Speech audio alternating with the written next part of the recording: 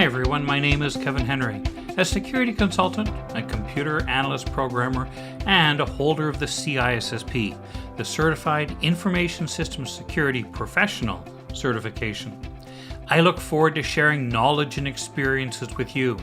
Welcome to my course on software development security for the CISSP certification.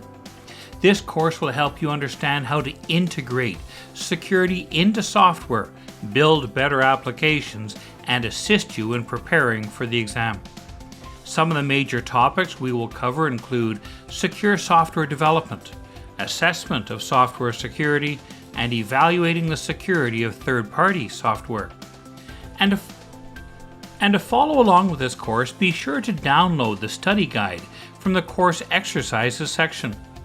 By the end of this course, you'll have completed all of the domains of the CISSP and should review the exam reviews and tips for the CISSP.